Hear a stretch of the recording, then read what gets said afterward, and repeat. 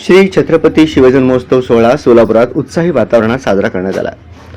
सोलापुरात मध्यरात्री छत्रपती शिवाजी महाराज चौकात या शानदार सोहळ्याचे श्री शिवजन्मोत्सव मध्यवर्ती महामंडळाच्या वतीने नियोजन करण्यात आले होते।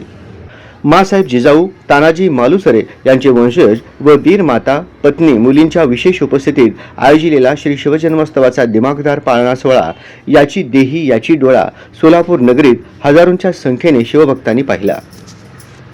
रविवारी दिनांक 18 फेब्रुवारी रोजी रात्री 10 वाजल्यापासूनच छत्रपती शिवाजी महाराज चौकात शिवभक्तांची गर्दी जमत असल्याचे पाहायला मिळाले। छत्रपती शिवाजी महाराज चौकातील अश्वारूढ पुतळ्याला शिवनेरी किल्ल्याचे ऐतिहासिक असे शिवकालीन रूप देण्यात आले होते। मोठ्या संख्येने भगिनींनी जिजाऊंच्या वेशभूषेत सहभागी झाल्या होत्या। एकूणच या परिसरात जणू शिवकाळ अवतरला असल्याचे चित्र दिसून आले। संपूर्ण पुतळ्याच्या परिसराला आकर्षक अशी सजावट करण्यात आली होती। पुतळ्याच्या समोरच राजमाता जिजाऊंचा पुतळा आणि या पुतळ्याच्या समोरच पाळणा सजवण्यात आला होता। त्यात बाल शिवबांची मूर्ती ठेवण्यात आली होती। मध्यरात्री 11:50 हा कार्यक्रम सुरुवात झाला।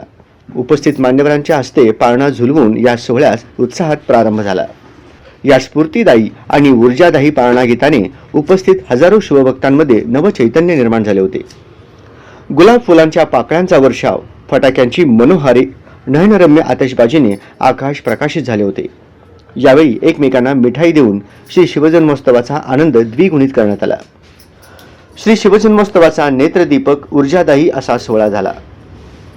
हा सोहळा याची देही याची डोळा पाहण्यासाठी हजारो माता भगिनींसह शिवभक्तांनी विराट गर्दी केली होती।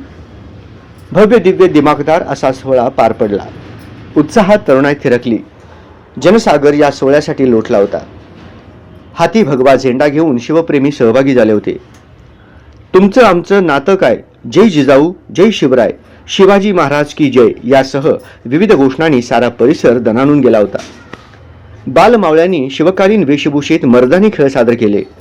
सर्व जाती धर्माचे मावळे आणि महिला भगिनी या सोहळ्याला उपस्थित असल्याने राष्ट्रीय एकात्मतेचे दर्शन या निमित्ताने घडले। शानदार असा सोहळा असंख्य शिवप्रेमींनी आपल्या मोबाईलमध्ये टिपला। यावेळी पोलिसांचा चोख बंदोबस्त तैनात करण्यात आला होता।